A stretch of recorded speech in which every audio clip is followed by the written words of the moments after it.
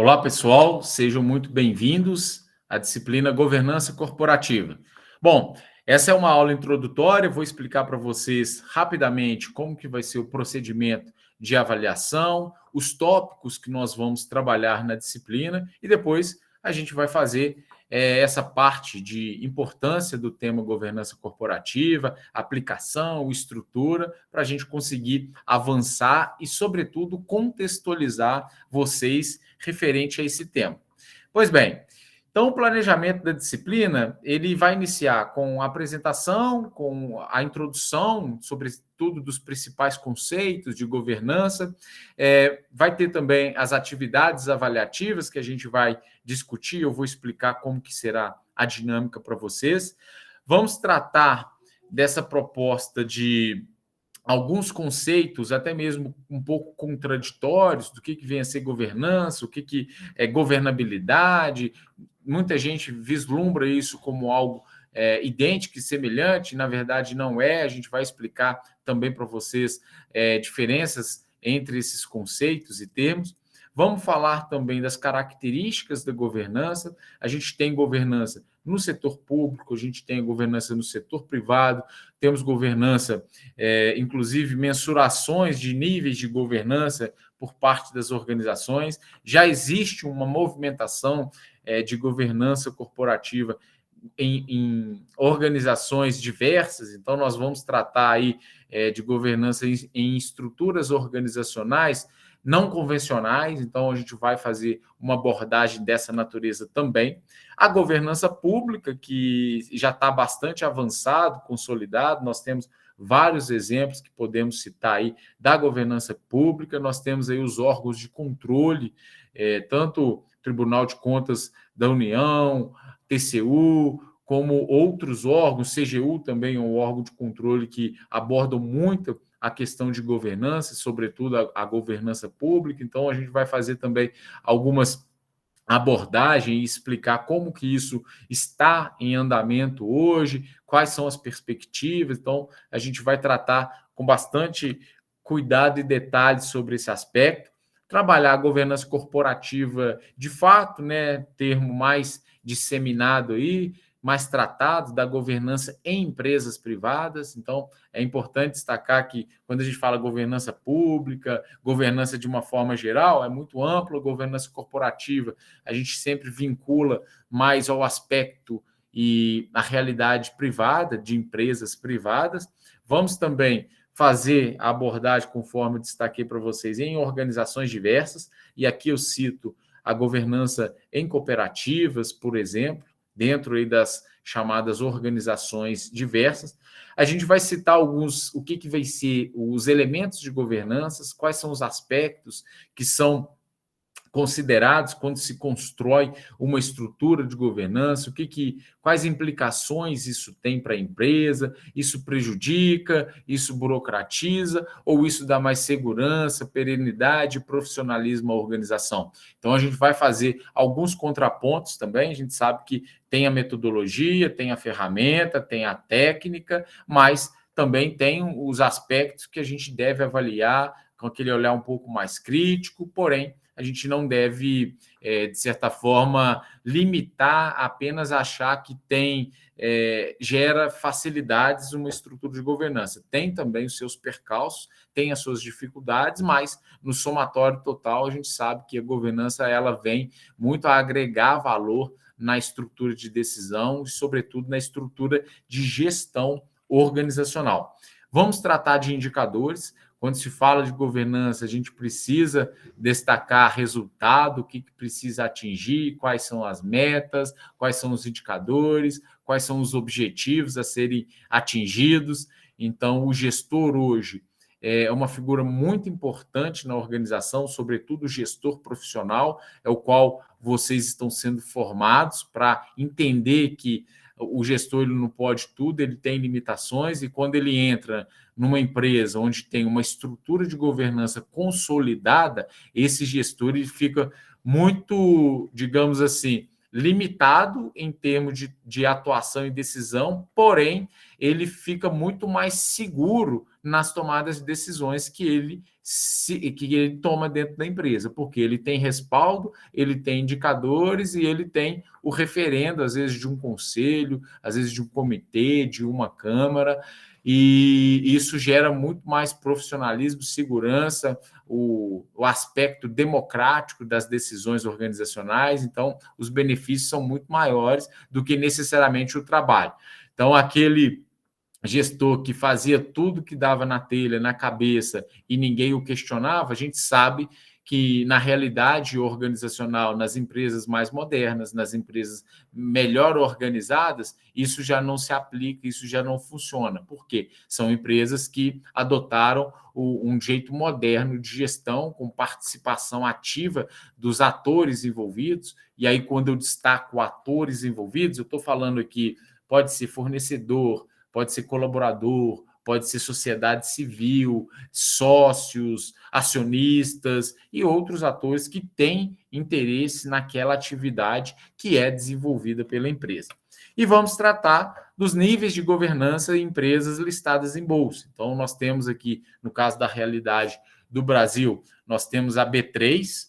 B3 é a nossa bolsa de valores, a antiga Bovespa, né, que agora tem o nome de B3.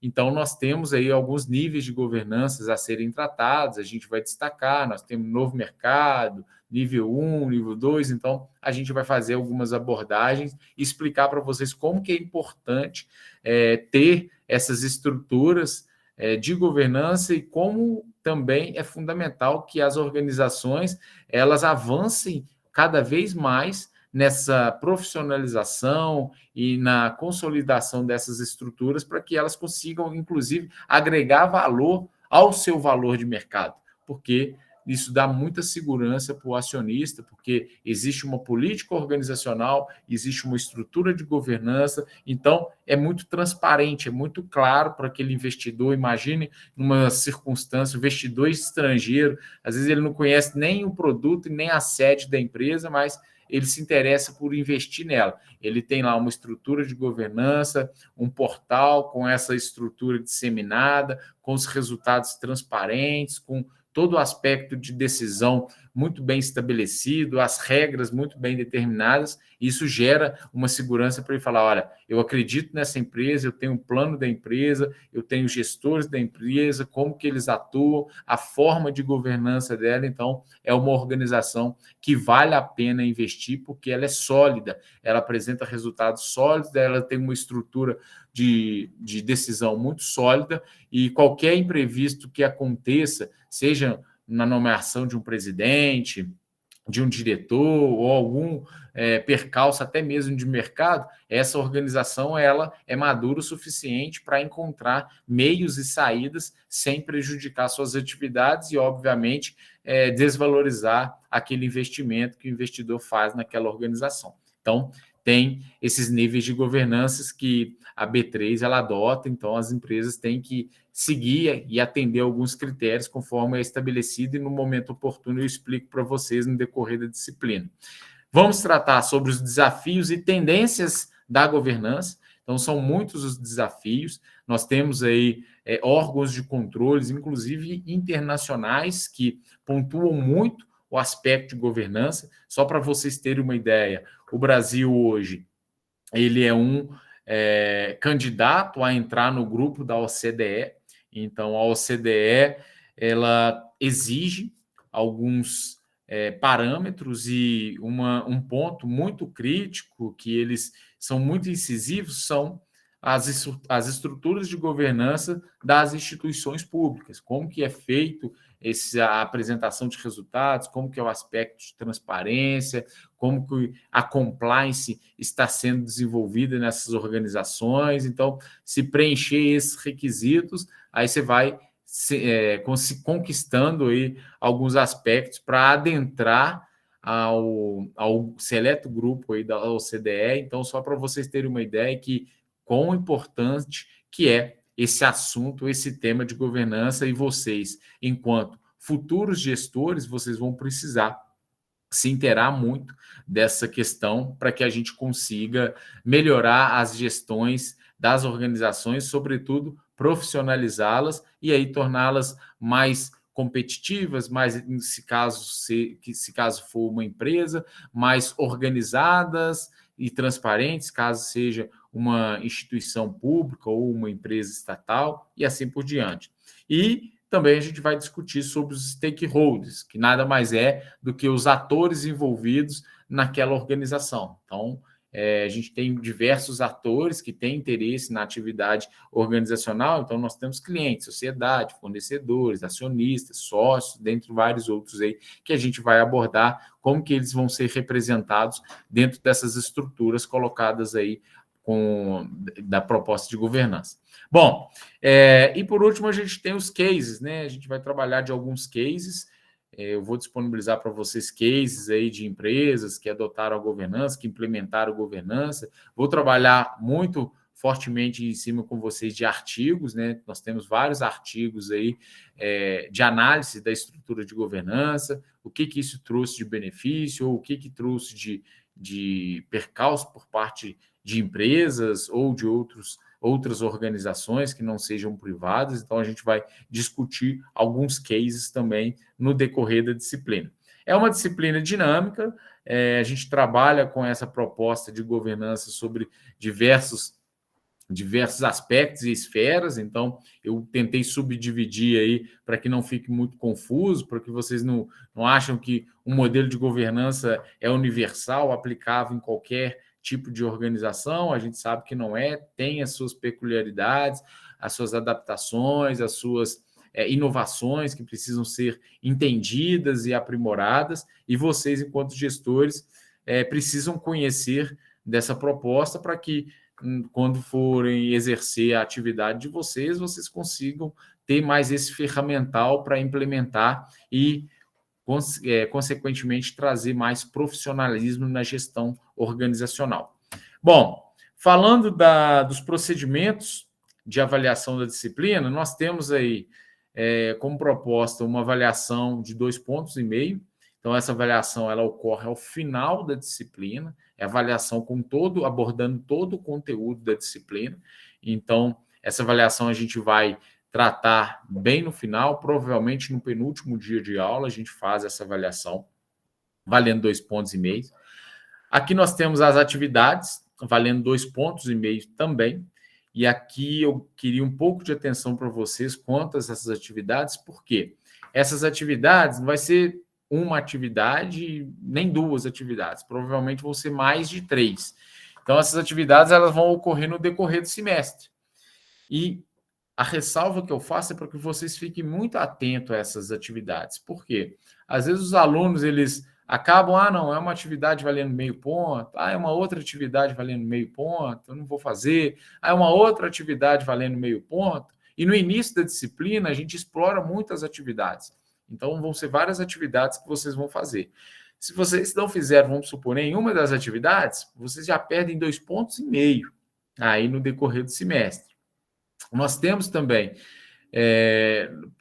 de meados ao fim da disciplina, nós vamos fazer um estudo de artigo e resumo sobre o tema governança. Então, depois eu vou explicar com um pouco mais de detalhe para você como que vai ser essa proposta, como que vocês vão desenvolver, mas só para que vocês fiquem cientes. Vocês vão desenvolver aí um resumo do tema de governança, eu vou subdividir, e como último item aí de procedimento de avaliação, tem os seminários.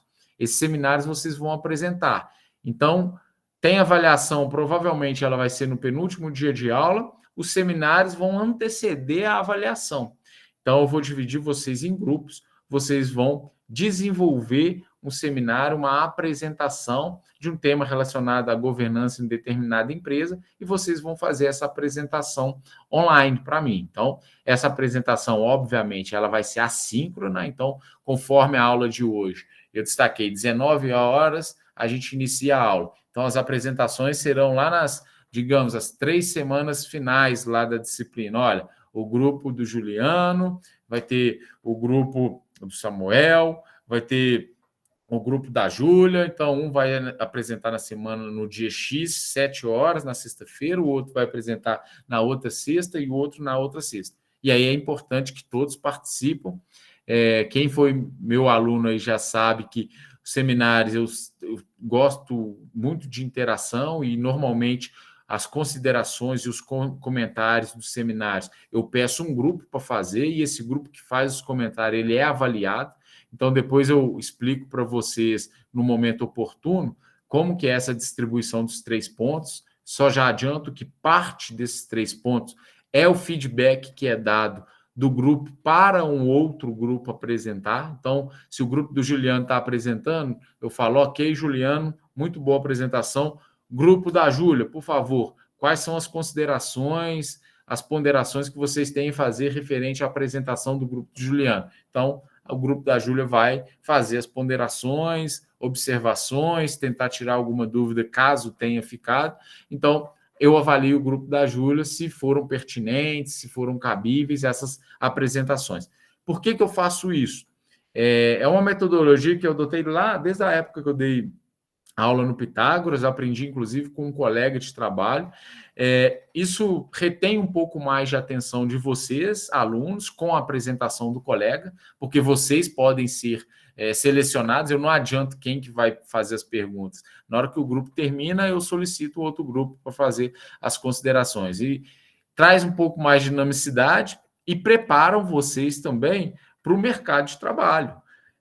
Lembrando que vocês estão fazendo uma apresentação pública para os seus colegas e, eventualmente, e acontece, quem foi meu aluno com certeza já passou por experiência desse natureza, o Juliano eu acho que já participou, de alguém falar, olha, eu não entendi muito bem essa abordagem, você poderia explicar melhor, ou você poderia detalhar, olha, eu não concordo muito com esse exemplo que foi citado, mas eu peço muita maturidade a vocês nessas abordagens, porque é o que acontece no mercado de trabalho. Quantas vezes a gente vai apresentar um projeto, um próprio colega do setor às vezes nos questiona, ou colega de outro setor que tem um outro projeto a ser apresentado, que acha que o projeto dele é melhor, vai tentar defender o seu e vai apresentar algumas ponderações quanto ao trabalho que você fez. Então, não é a proposta desmerecer o trabalho de ninguém, mas sim gerar essa habilidade de análise, de crítica e, sobretudo, de aceitação e resposta por parte do grupo que está apresentando.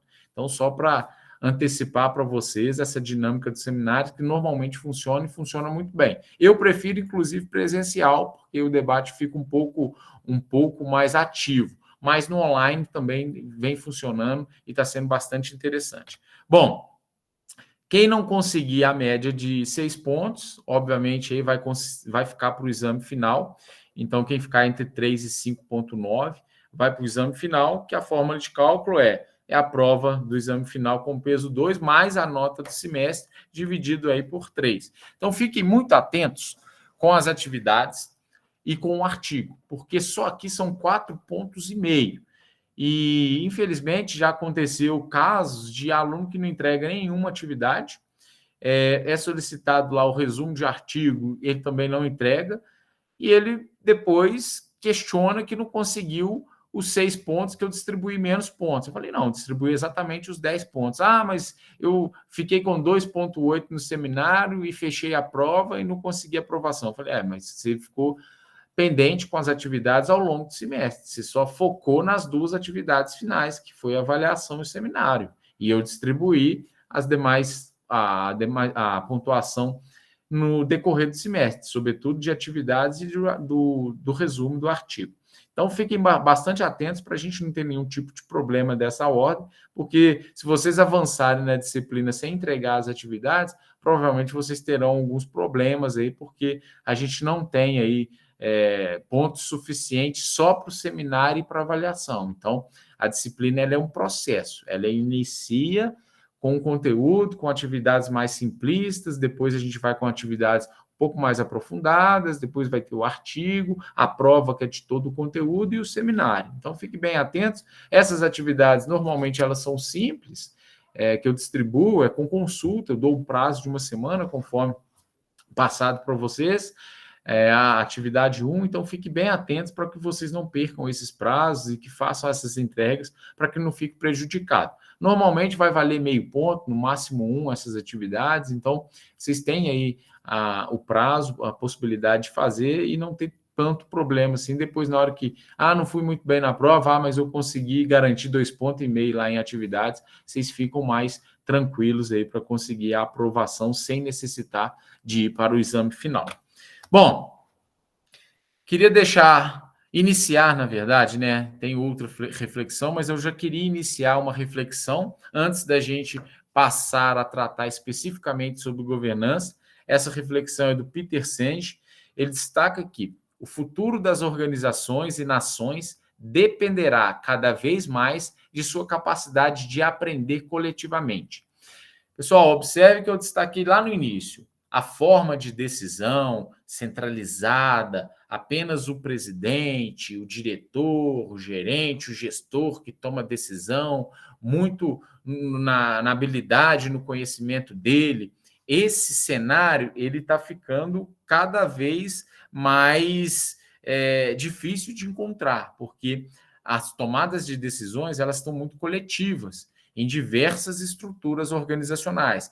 Então, hoje, a habilidade do gestor acabou sendo um pouco mais complexa. Por quê? O gestor, além de ter que ter assertividade, conhecer as ferramentas, as técnicas e os métodos para conseguir avançar naqueles resultados o qual ele se propôs para a organização, ele também vai ter que gerenciar, por exemplo, se ele quiser implementar uma mudança na estrutura organizacional, se essa instituição ela tem uma estrutura bastante consolidada no nível de governança, então, às vezes ele tem que levar para o conselho, convencer o conselho, propor o conselho. Então, o gestor ele precisa dessa habilidade também de dialogar com pessoas que normalmente pensam diferente deles, têm interesse distintos dos seus. Às vezes você tem num conselho um representante dos colaboradores, um representante sindical, e às vezes o seu foco é melhorar o resultado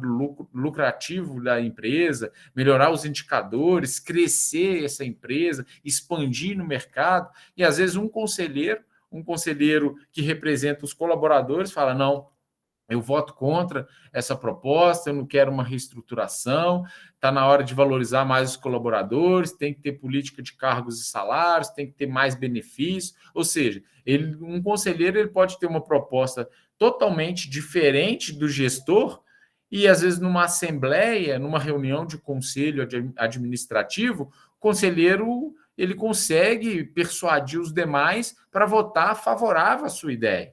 Então, o gestor ele vai ter que ter muita habilidade hoje, habilidade, sobretudo, política, porque ele tem que levar essas questões, às vezes, para uma decisão, para uma discussão ou para uma aprovação perante um conselho que a gente não sabe qual que é a formação desse conselho, que tipo de pessoa que tem, qual que é o perfil, se vai defender mais o lado do colaborador, o lado do acionista, o lado do sócio, a sociedade civil e assim por diante. Então, o gestor hoje, ele precisa, além daquele conhecimento técnico, muito baseado em ferramentas, em resultados, em métricas, ele precisa também ter essa habilidade política de negociar e, às vezes, estabelecer alguns caminhos mais viáveis para convencer o conselho de aprovar algo que seja de interesse institucional ou organizacional. Então, só para que vocês tenham essa ideia do aprender coletivamente. Então, a mensagem do Peter Senge tem totalmente relação com o tema de governança, que é o da nossa aula. Bom, alguns pontos que eu falei que eu ia abordar com vocês, a gente não consegue falar, vou chegar numa empresa e vou inserir uma estrutura de governança e está tudo certo, é uma empresa que já vai melhorar os seus níveis de governança na B3, vai ser melhor classificada. Não. A governança ela é uma estrutura, mas ela depende de outros temas. Então, para existir a governança e você conseguir avançar com a governança, você precisa de uma gestão consolidada, que entenda a importância da governança, mas, sobretudo, que tenha um plano, que tenha uma estratégia, que tenha um foco. Então, dificilmente você vai conseguir sucesso em uma governança organizacional se você não tem uma estratégia institucional. Então, se a minha empresa não tem um planejamento estratégico, você assumiu a gestão. Qual que é o foco? Qual que é o objetivo da sua gestão? Ah, meu objetivo é melhorar o resultado da empresa. Tá, mas isso está escrito? Isso está planejado? O que você entende de resultado? É melhorar a eficiência interna da empresa? A empresa abaixar seus custos, ser mais eficiente, ou seja, fazer mais com menos? É melhorar o resultado, o lucro da empresa? Então, você pode melhorar o lucro ampliando a linha de produção, ampliando seus clientes. Você pode melhorar o lucro, às vezes, sem ampliar, mas otimizando a linha de produção, sendo mais eficiente internamente. Ou não, o meu objetivo é expandir o mercado, crescer, abrir filiais no Brasil e fora do Brasil. Então, existe um planejamento, existe um foco. Então, quando existe esse planejamento, o gestor ele tem o respaldo, ele tem o horizonte, ele tem o manual a seguir, porque ele precisa apresentar esses resultados. E por mais que exista embate num ambiente, numa estrutura de governança, por exemplo, lá no conselho, alguém insatisfeito, o gestor não conseguiu atingir o resultado X, Y, Z, a gente tem que tentar buscar alternativa de substituir o gestor ou algo do gênero. O que vocês vão conseguir fazer? Vocês, enquanto gestores, vocês falam, olha, eu estou atendendo a proposta, eu estou atendendo todos os objetivos que foram estabelecidos no planejamento estratégico. Então, a minha gestão ela está focada para atender o que foi determinado. E esse planejamento estratégico ele foi aprovado aqui pelo Conselho Administrativo, pela estrutura de governança da organização. Então, o meu papel é atender esses objetivos. Se vocês não querem que eu atenda tal objetivo, revogue o que foi planejado no planejamento estratégico, revogue o objetivo qual eu reuni insumos, recursos organizacionais para poder atingir. Então, vocês estão observando que até para o gestor, por mais trabalhoso que seja, é muito interessante você ter uma estratégia bem estabelecida e uma governança bem consolidada, porque são mecanismos não só de gestão, mas, sobretudo, de defesa de sua gestão. Então, é importante que tenha esses pontos e esses contrapontos também. A governança ela não consegue fazer por si só, ela depende de gestão e estratégia. A governança é mais um elemento para trazer segurança organizacional, conforme destaquei para vocês, perenidade para as organizações, profissionalismo para a gestão e, sobretudo, a democratização da proposta decisória em nível de organização. Então, só para a gente deixar definido, a governança estabelece a relação existente entre proprietário, gestor e como que acontecem as decisões organizacionais, lembrando que o proprietário pode ser um ator, o gestor pode ser um outro ator, e as decisões organizacionais, existe uma estrutura de como essas decisões devem ser seguidas. Você pode ter um proprietário e gestor, obviamente, nos exemplos mais atuais, a gente sabe que quando ganha um maior profissionalismo organizacional, normalmente o proprietário se afasta, ou ele vai ser um membro do conselho, presidente do conselho, mas ele não vai ser o gestor.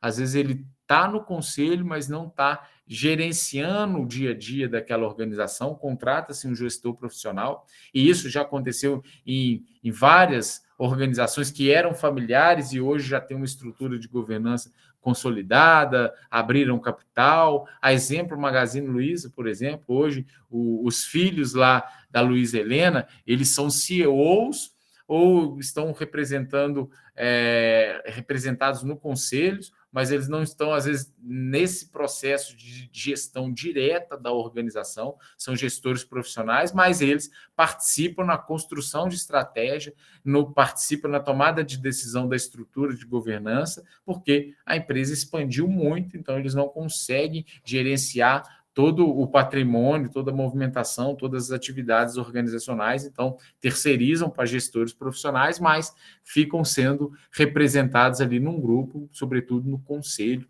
como presidente do conselho, como membro do conselho e coisas do gênero. A gestão é a capacidade ou autorização para a tomada de decisão. A gestão, qual é o poder, o que ela pode decidir, o que ela pode propor de mudanças. O gestor ele é fundamental, ainda mais quando se tem uma estrutura de governança, porque às vezes você tem uma estratégia muito bem construída e estabelecida, uma estrutura de governança muito bem consolidada e efetiva dentro da organização, mas um gestor fraco. E isso fica evidente, porque o problema não está na estratégia nem na governança, está no gestor que não consegue avançar com as metas, com os objetivos que foram traçados. E aí fica até mais simples você tentar uma substituição, tentar uma movimentação para sanar esse tipo de problema. E a estratégia, que é o caminho a percorrer para cumprir a missão e os objetivos organizacionais. Então, quando você tem uma estratégia, ó, a empresa ela vai seguir para esse propósito, para esse objetivo num período de 5 anos. Um exemplo de planejamento estratégico. Se passa um gestor por 2 anos e tenta percorrer essa estratégia, de repente ele sai, a empresa tem um plano. Então, o gestor saiu, existem outros gestores que podem se comprometer com esse plano para dar continuidade e atingir os objetivos que foram traçados. Então, facilita até mesmo, além de facilitar, dá segurança para que essa organização ela não fique, não, entrou um gestor, a empresa vendia combustível e agora ela vai vender um outro tipo de produto, manufaturado. Não, entrou um outro gestor, a empresa mudou completamente o foco, ela vai trabalhar agora na prestação de serviço da área de construção civil. Não, peraí, a empresa ela tem que ter um horizonte, qual que é a expertise dela. Às vezes o gestor tem a sua expertise e ele quer implementar aquele negócio qual ele tem expertise na empresa, e não é esse o caminho. A gente sabe que a empresa ela desenvolve a sua identidade própria e ela vai buscar, obviamente, explorar aquele know-how que ela já adquiriu ao longo do tempo. E aí, quando você tem uma gestão que, de certa forma, ela é limitada em termos de atuação dentro das perspectivas organizacionais traçadas na estratégia, isso facilita que a empresa ela não corre tanto risco caso entre alguém lá com uma ideia muito mirabolante e queira desfazer todo o know-how da empresa, ele não vai ter esse poder em virtude da estrutura de governança e do plano que foi a estratégia traçada. Tá joia? Bom, então os princípios de governança, eles, conforme foi compartilhado com vocês na aula passada, ele reflete a transparência organizacional, a equidade, a prestação de conta e a responsabilidade corporativa. Esses princípios que regem aí a governança. Aí a gente trata isso de governança no setor público, a gente trata isso desses princípios na governança em cooperativas, em empresas, em pequenas empresas, em outras estruturas organizacionais. A gente vai fazer tais abordagens do que esse princípio, como que esse princípio está representado. A gente discute muito compliance, como que vai ser essa apresentação de resultados junto a acionistas, por exemplo, como que vai ser o rumo da empresa nos próximos anos. Então, tem toda a estratégia muito bem alinhada, muito bem direcionada. Então, a empresa ela possui um foco, ela sabe para onde está indo. Então, ela tem uma missão que ela tem que cumprir, ela tem a visão, é onde ela almeja chegar ao que ela almeja ser, e tem os objetivos estratégicos que precisam ser atingidos com suas metas, com seus indicadores, e o gestor vai precisar buscar isso. E, atrelado à governança, ele vai ter que apresentar os resultados, dando transparência, equidade, prestando suas contas e também tendo aí o seu papel de responsabilidade corporativa por parte da organização.